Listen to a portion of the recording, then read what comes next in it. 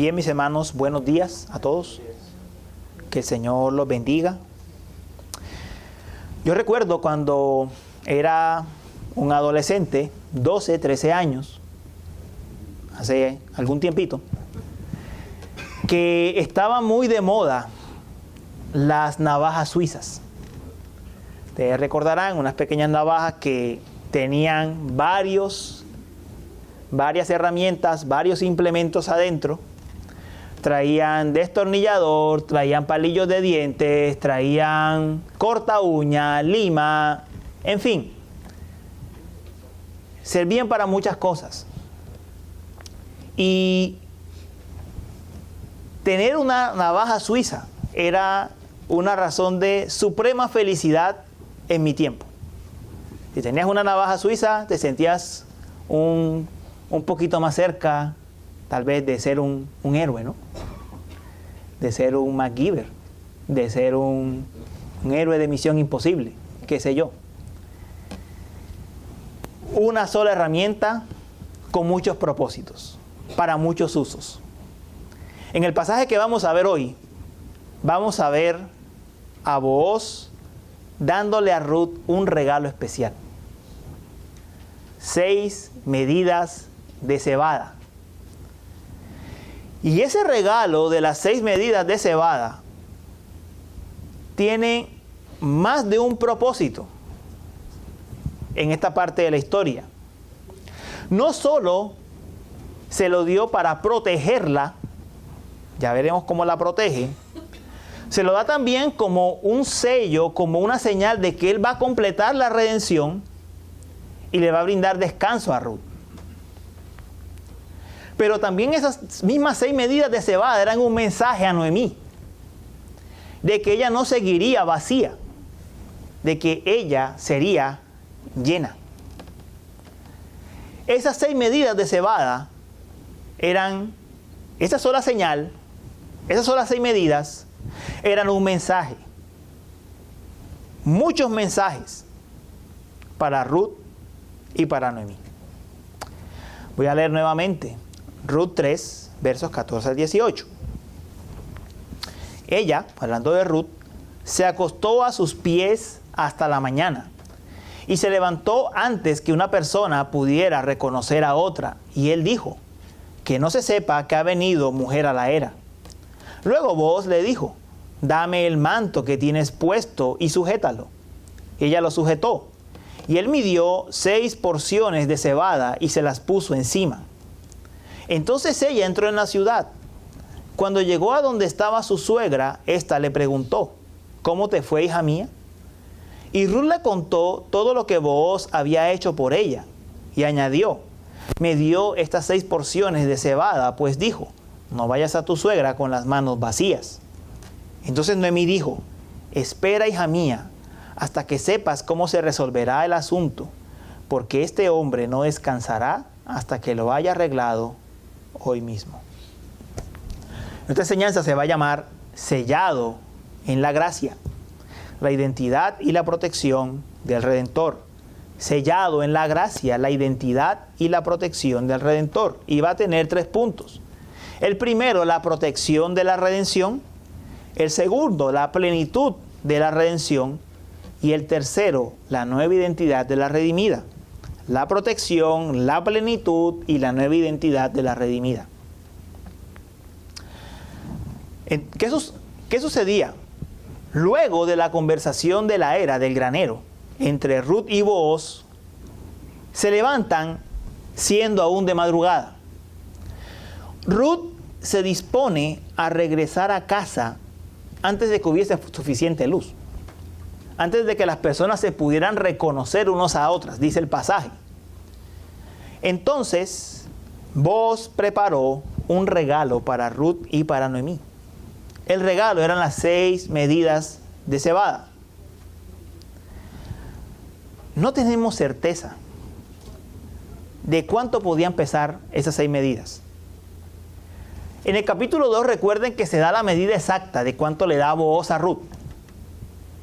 En este caso no se dice, porque el énfasis no está en cuánto era. está en el número 6. El número 6 aquí es la clave. Lo voy a explicar más adelante. ¿Qué hacen las 6 medidas de cebada? Bueno, algo que muy claramente hacen las 6 medidas de cebada es que protege a Ruth. Las 6 medidas de cebada protegen a Ruth, protegen la redención. Mira, ¿cómo así que 6 medidas de cebada protegían la redención? Bueno, recuerden que Ruth y Booz se encontraron en la era siendo de noche.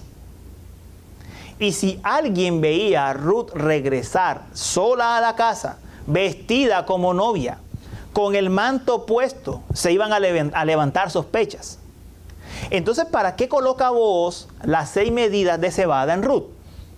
Para que cuando la viesen a ella regresar, muy de mañana, nadie sospechase que se había encontrado con Booz. Para que pensasen, ella había estado trabajando de noche. Booz estaba protegiendo a Ruth. Aquí aclaro algo. Algunas personas dicen que por este pasaje que entre Booz y Ruth hubo intimidad. No hubo intimidad por una razón muy sencilla. El capítulo 4 dice el momento específico en que hubo intimidad y fue después del matrimonio. No hubo intimidad. Ellos se encontraron en la era y no pasó nada. Pero podían haber chismes. Y si habían chismes, lo que podía suceder es que el otro redentor, la otra persona que era más cercana, podía demandar a Ruth y a Booz. Demandar a Ruth de irrespetar el lazo que tenía con Elimelech. Recuerden, no iba con el vestido de viuda. Podía demandar a Ruth de irrespetar el lazo que tenía con Elimelech.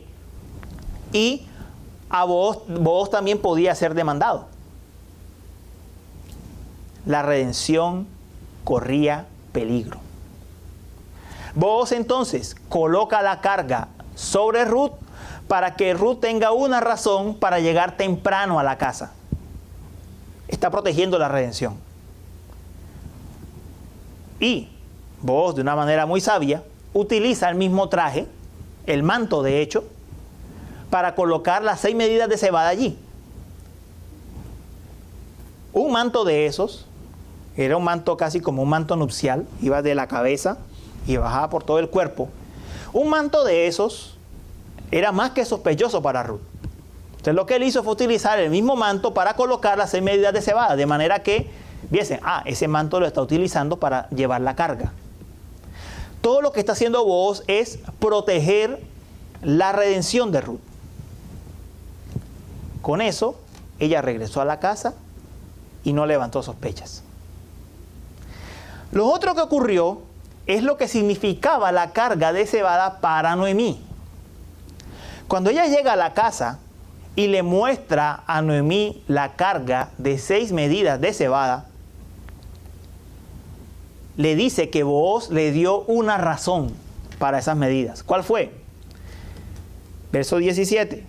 Me dio estas 6 porciones de cebada, pues dijo, no vayas a tu suegra con las manos vacías. Estas palabras de Booz, no vayas con tu suegra con las manos vacías, son muy parecidas a cuando Noemí entró en el pueblo. Cuando Noemí entró en el pueblo, ella dijo, yo me fui a Moab llena, pero el Señor me trajo vacía. Nosotros no sabemos, hermanos, si Booz supo de esas palabras de Noemí o no. Eso no lo sabemos. Lo que sí sabemos es que el Señor coloca esto en Booz, este sentir en Booz, de que esta carga de cebada también tuviese un significado para Noemí. Y el significado que le coloca es, mira, Ruth, dile a tu suegra que esta cebada significa que ella no está más vacía. ¿Qué significa eso? Significa que el Redentor estaba dispuesto a completar la obra que empezó.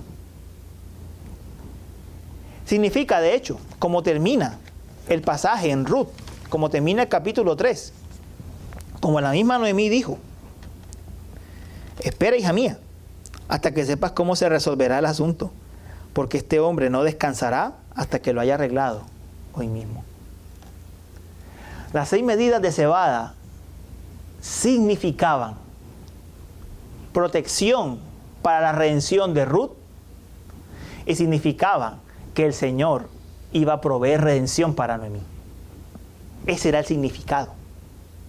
Ahora, ¿qué tiene que ver este rol de Booz protegiendo la redención de Ruth con nuestro Señor Jesús? ¿En qué se relacionan? Bueno, nuestro Señor Jesús como Redentor no solo juega un papel, no solo murió en la cruz por nuestra salvación, no solo derramó el Espíritu. El Señor Jesús guarda nuestra redención. Él protege nuestra redención. ¿Cómo la protege? Siendo nuestro intercesor. Cristo es nuestro intercesor a la diestra de Dios Padre. Él guarda nuestra salvación. Leímos en Hebreos 7, verso 25. Por lo cual, Él también es poderoso para salvar para siempre a los que por medio de Él se acercan a Dios, puesto que vive perpetuamente para interceder por ellos. Cristo a la diestra del Padre guarda nuestra salvación. Hermanos,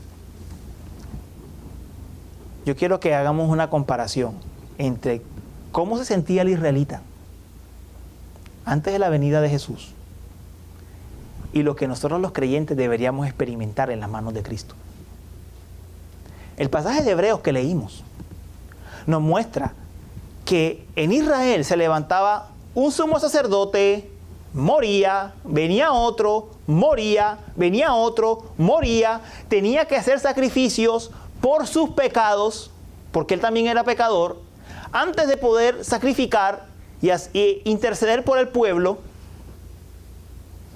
Cuando el sumo sacerdote no era de agrado a Dios, como ustedes recordarán la historia de Elí, el que fue sumo sacerdote en los tiempos de Samuel, el Señor lo cortaba. ¿Era incierto o no era incierto? ¿Había incertidumbre o no había incertidumbre? Había incertidumbre. Pero lo que nos está diciendo el autor de Hebreos es que Cristo es el sumo sacerdote que puede interceder perpetuamente por nosotros, porque Él es perfecto, sin pecado, santo, sentado a la diestra de Dios Padre. Él no tiene necesidad de hacer un sacrificio por sí mismo, sino que se sacrificó por nosotros y por eso Él puede guardar nuestra salvación.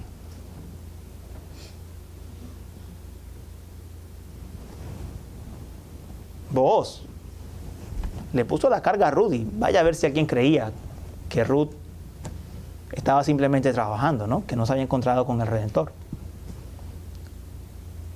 Le envió una señal a Noemí y Noemí pues tendría que creer la señal. Booz estaba sujeto a su fragilidad humana. Cristo es el poderoso intercesor por su iglesia.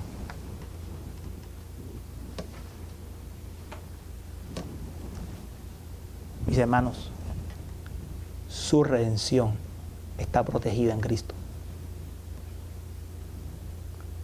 Está protegida en Cristo.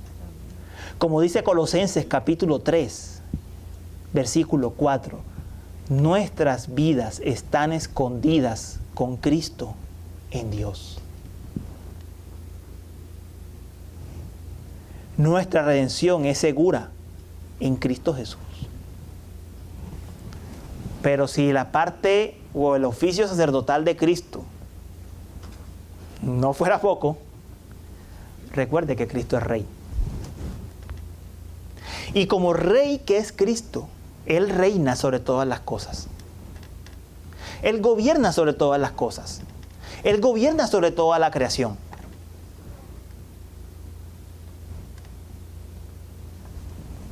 Las personas creen que se saldrán con la suya. Los gobernantes de este mundo creen que se saldrán con la suya en contra de Cristo y de su iglesia. El incrédulo cree que se ha salido con la suya cuando se opone a la voluntad del Señor, a la voluntad de Cristo. No sé si vieron en estos días que se inauguraron los Juegos Olímpicos e hicieron toda una burla al cuadro de la Santa Cena, de la Última Cena. El mundo cree que se sale con la suya. Pero lo cierto es que nuestro Señor Jesús es Rey de Reyes y Señor de Señores. Él está gobernando, está reinando, y como dice en Romanos capítulo 8, verso 28, sabemos que todas las cosas ayudan para bien a aquellos a quienes han sido llamados de acuerdo con su propósito. Usted se preguntará, ¿y por qué ayudan para bien? Sencillo, porque el que está en el trono hace que las cosas obren para bien. Esa no es simplemente una frase motivacional, hermanos. Esa es una frase que nos demuestra que Cristo tiene el poder para hacer que todas las cosas obren para el bien de sus hijos. Hermanos, porque Él es el Rey de toda la creación. Incluso los incrédulos están en la palma de su mano.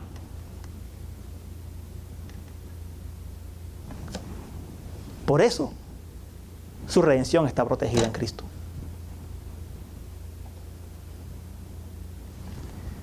Sus emociones van y vienen, hermanos. Sus emociones van y vienen. Pero Cristo sentado a la diestra de Dios Padre es algo que no va y viene. No va de acuerdo a cómo me siento yo. Él está sentado a la diestra de Dios Padre como Rey y sacerdote. Le guste al mundo incrédulo o no le guste. Lo sienta yo en el momento o no lo sienta. No hace ninguna diferencia. Él está sentado a la diestra de Dios Padre hasta que todo sea puesto por debajo de sus pies, dice la palabra de Dios. Por eso su redención está protegida y segura. Por eso su redención está protegida y segura. Cristo tiene el poder para ahuyentar la tentación.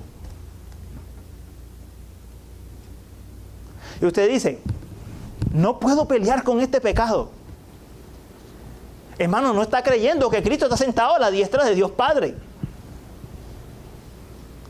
Y que Él tiene el poder para interceder por usted, y que Él tiene el poder para gobernar sobre todas las cosas alrededor de su vida para que usted supere esa tentación. Es que me siento tan débil en contra del mal. Él es Rey. Él ahuyenta al enemigo con su voz. Dice la palabra de Dios en Judas, solo tiene un capítulo, que cuando el arcángel Miguel estaba contendiendo por el cuerpo de Moisés contra Satanás, el arcángel Miguel simplemente dijo, el Señor te reprenda. Y se acabó. El cuerpo de Moisés fue puesto en el lugar donde Dios dijo. Mis hermanos amados, nuestra redención está protegida en Cristo. No tengan miedo. No tengan miedo. No tengan miedo. Pero hay algo más que significa estas 6 medidas de cebada. Y yo les dije que la importancia de estas 6 medidas de cebada también está en el número. En el número 6. El número 6 bíblicamente significa, a ver si recuerdan la clase de hermenéutica, incompleto. El 6 significa incompleto. El 6 significa que no está la medida completa. El 7 es el símbolo de lo completo. de lo divino, de lo perfecto. 6 es el número de lo incompleto. 6 indica que falta algo para completar. En este caso, el mensaje que le estaba enviando Booz a Ruth y a Noemí es que faltaba una medida para completar la redención. ¿Cuál era esa medida? Casarse. Casarse con Booz. Lo que estaba diciendo Booz es que él estaba dispuesto a poner la medida que faltaba cuando envió las 6 medidas de cebada. Y de hecho hay un juego aquí interesante de jugar al topo, de jugar a adivinar, porque recuerden que el principal deseo de Noemí cuando envió a Ruth a la era, quiero que encuentres reposo. ¿Y en qué día reposó Dios de sus obras? En el 7º día. Lo que le estaba señalando Booz a Ruth y Noemí es que el reposo de Ruth y de Noemí estaba cerca. Y que él estaba dispuesto a completarlo. Por eso es que este pasaje termina precisamente con Noemí diciendo con toda seguridad. Yo creo que yo no puedo reflejar con mi voz como lo dijo ella. Espera, hija mía, hasta que sepas cómo se resolverá el asunto, porque este hombre no descansará hasta que lo haya arreglado hoy mismo. Para que Ruth repose, Booz tiene que trabajar sin descanso.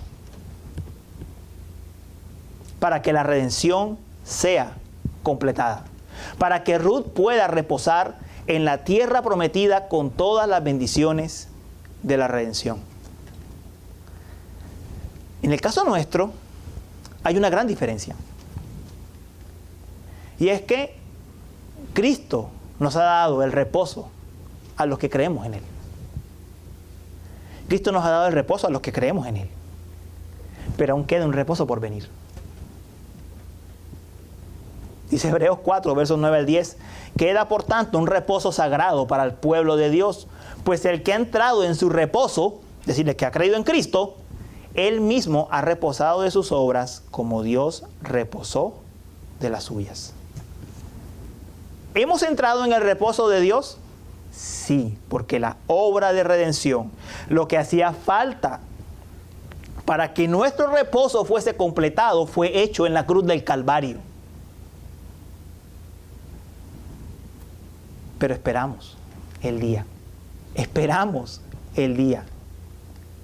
Tenemos una gran diferencia con Noemí y con Ruth. Ellas estaban esperando que fuese completada la obra para poder reposar. Nosotros no estamos esperando que la obra se complete. Hermanos, nosotros no estamos esperando que la obra se complete. Nosotros vemos una obra completada. Y Cristo prometió que todo el que viene a Él, cansado y cargado, Él lo hace descansar. Entra en el reposo de Dios. ¿Faltan nuevos cielos y nueva tierra? Por supuesto. ¿Esperamos cielos nuevos y nueva tierra? Claro que sí. Pero ha sido hecho todo lo necesario para nuestra redención. Y lo último que el pasaje nos muestra es cuál es la nueva identidad de Ruth. Miren, aquí hay una conversación cortica que tienen Ruth y Noemí. Noemí le pregunta, ¿cómo te fue, hija mía? Literalmente la pregunta es, ¿quién eres tú? Ustedes me dirán. Y bueno, ¿en qué cambia el hecho de que la pregunta sea quién eres tú y no cómo te ha ido? Bueno, lo cambia mucho en el pasaje, de hecho. Por eso me atrevo a traerlo. La pregunta en es quién eres tú. Y la pregunta es importante porque el libro de Ruth se desarrolla con base a esa pregunta. ¿Quién es Ruth? Miren, cuando en el capítulo 2 Ruth llega al campo de Booz, Booz le pregunta al criado, ¿de quién es esta joven? El criado responde, es Ruth, que ha venido de los campos de Moab con su suegra Noemí. Luego, en la era, en el granero, cuando Ruth y Booz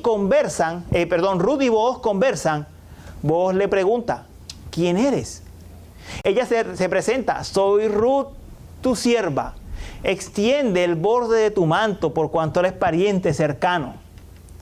Ahora la pregunta de Noemí es, ¿quién eres tú, hija mía, con relación a vos? Eso es lo que Noemí quiere saber. ¿Quién eres tú? ¿Quién es Ruth ahora? ¿Es la extranjera? ¿Es una sierva de la casa? ¿Quién es Ruth ahora? Ruth ahora es la mujer que Booz va a redimir, la mujer con la que Booz se va a casar. La identidad de Ruth ha cambiado completamente. Tiene una nueva identidad. Es la mujer que va a ser redimida por Booz. Esa es Ruth ahora.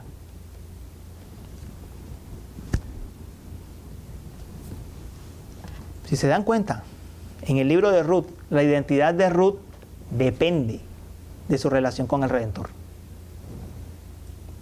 La identidad de Ruth depende de su relación con el Redentor. ¿Quién es Ruth? Se responde en relación a quién es ella con respecto a Booz. 3 veces se hace la pregunta y 3 veces la respuesta tiene que ver con la relación que ella tiene con el Redentor. Mis hermanos, la identidad de todo ser humano, no solo de los creyentes, la identidad de todo ser humano está definida en un punto. ¿Está en relación con Cristo? ¿Cree en Cristo? ¿O no está en relación con Cristo?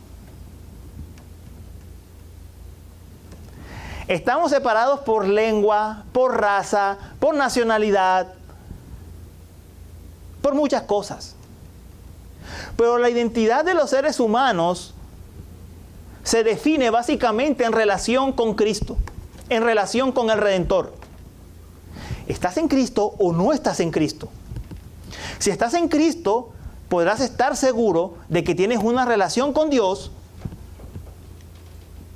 y que eres redimido y esta redención será completada. Si no estás en Cristo, no estás en relación con el Redentor. No eres redimido. Y no te espera, por supuesto, una redención completada. La identidad de toda persona depende de quién es en relación con el Redentor, con Cristo Jesús. Dicho de otra forma, o estás en Adán, en el viejo hombre, o estás en Cristo. No hay más señales de identidad. Eso es importante en el mundo que vivimos. Nosotros vivimos en un mundo que exalta el ser auténtico, que exalta la identidad. Lo importante es no ser un borrego religioso como esos que van a las iglesias allí, que tienen un pastor y los pastorea y los tratan como ovejitas ciegas. Lo importante es ser auténtico, es ser único. Lo importante es tener una individualidad. Eso es lo importante en este mundo. De hecho, lo triste es que he escuchado hasta pastores cristianos decir eso. Lo importante es que seas auténtico. Venía escuchando la radio en estos días. Un pastor diciendo, es que David fue bendecido por Dios porque David era auténtico. Yo decía, momento.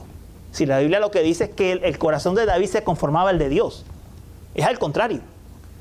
No era precisamente porque David era auténtico. Era porque David se conformaba al corazón de Dios. Se conformaba a la voluntad de Dios. La identidad de David no estaba en él, estaba en Dios. Es al contrario. Este mundo premia la autenticidad. Porque si eres auténtico tienes identidad. La palabra de Dios dice todo lo contrario. El ser humano tiene identidad delante de Dios si está en Cristo Jesús. Es lo que enseña la palabra de Dios.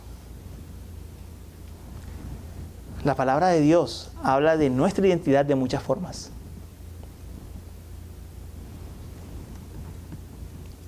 Si has creído en Cristo, ya no eres siervo, ya eres hijo. Eso es identidad. Si has creído en Cristo, nueva criatura eres. Las cosas viejas pasaron, y aquí todas son hechas nuevas. Eso es identidad. La palabra de Dios dice, sean imitadores de Dios como hijos amados. Eso es identidad. La palabra de Dios define muy claramente que la identidad de los hijos de Dios está dada por su relación con Cristo. De hecho, que la identidad del mundo está dada en su relación con Cristo. O estás en Cristo o no lo estás. Lo que Cristo hace, mis hermanos, es profundo en nosotros. Cambia lo que somos. Cambia nuestro ser. Voy a ponerles un ejemplo de la culinario. La obra de Cristo no es como un mal plato al que le echas una buena salsa para que sepa un poquito mejor. Cristo no vino a hacer eso. La obra de Cristo es un plato exquisito que te lo comes hasta el último grano, que hasta le pasas el dedo por lo bueno que es. Esa es la obra de Cristo en sus hijos. Cristo no vino a hacer tu vida un poquito mejor. Cristo vino a darte toda una nueva identidad en Él. Amén. Si estás pensando que Cristo vino a darte unos cuantos principios morales para estar un poquito mejor, eso no es lo que Cristo quiere hacer. Cristo te vino a cambiar. A cambiar. Somos vasijas de barro en manos del alfarero. Él nos está moldeando todo un nuevo ser en nosotros. Y con esos pasajes y muchos más, ustedes pueden ver que la Biblia define muy claramente que estar en Cristo es tener una identidad nueva. Esa era la inquietud de Noemí con Ruth en relación a vos como redentor. ¿Quién eres, hija mía? ¿Quién eres ahora? Esa es la pregunta a nosotros. ¿Quiénes somos en Cristo? ¿Quién eres? ¿Estás en Él? ¿No estás en Él? Esa es la pregunta. Si el Señor ha obrado en nosotros, si somos de Él, si hemos creído y confiado en Él, somos nuevos. Nuevas criaturas en Cristo. Hijos amados. No siervos, sino hijos en Cristo Jesús.